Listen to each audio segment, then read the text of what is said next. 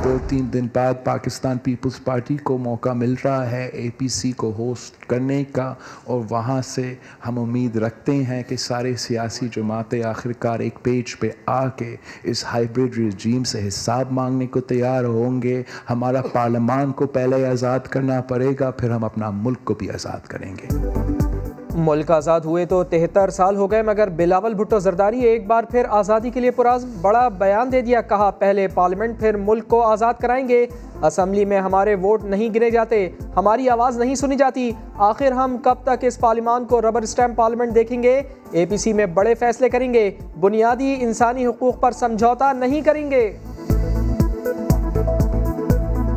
आपने इस मुल्क के हर सियासतदान को डंडा के थ्रू, अदालत के थ्रू चलाना है, तो आप कोशिश तो कर सकते हो, ये कंपनी नहीं चलेगी। इंसानी हकूक पे हम कॉम्प्रोमाइज करने को तैयार नहीं हैं। इनकी दुकानें सारी बंद हो गई हैं। हम एंटी मनी लॉन्ड्रिंग पे गए हैं। इनको सबसे बड़ी तकलीफ ये है, और जब वो पास हो गया है तो इनको अब पार्लियामेंट पे चढ़ाई कर रहे हैं कि पार्लियामेंट ये पार्लियामेंट वो।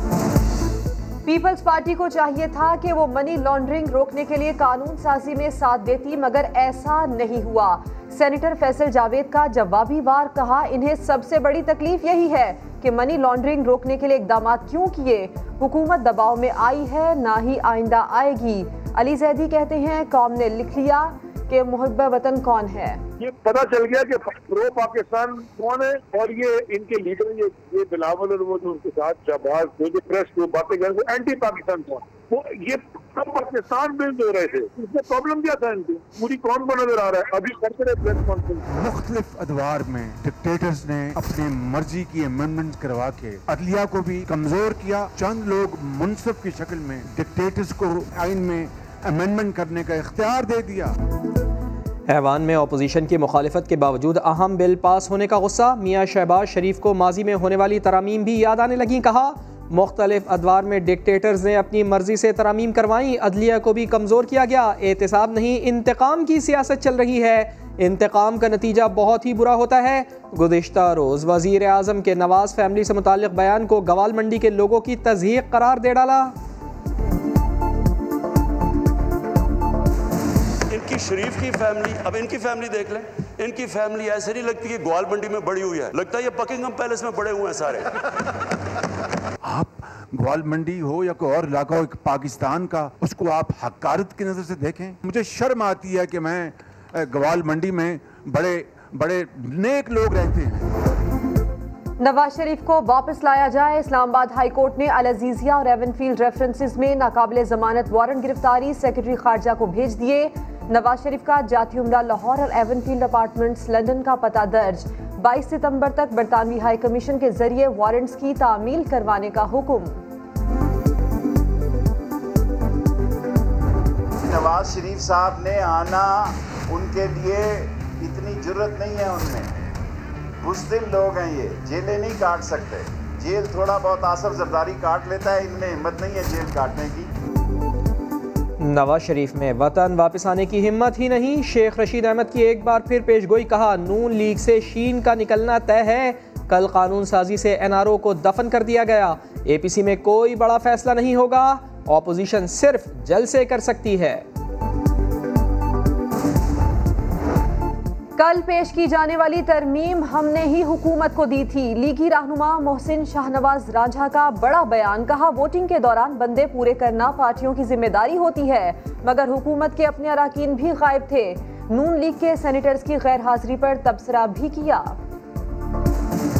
6 सेनेटर्स में से 2 सेनेटर्स जो हैं वो तो मैं समझता हूँ कि मैं उनका नाम भी नहीं लेना पसंद करूँगा कि जो पार्टी की कहने के ऊपर नहीं आते। 4 सेनेटर्स हैं, उनके जेन्युइन रीजंस हैं। कोई बीमार है, कोई डेथ बेड पे है, कोई गिरफ्तार होने के डर से मुल्क से बाहर गया हुआ है।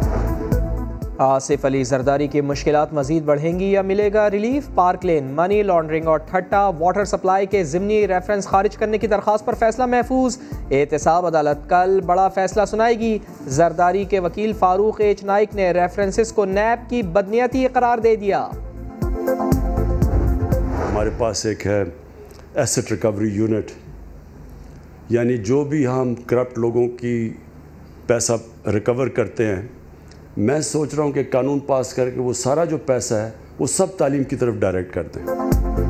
करप्ट लोगों से बरामद की गई रकम तालीम पर लगाएंगे, वजीर आजम का बड़ा ऐलान। हरिपुर में खिताब में कहा 2 साल में तालीम पर तवज्जो कम दी, मईशत की बहाली और करप्शन का खात्मा चैलेंजेस रहे, अब सारी तवज्जो तालीम पर देंगे।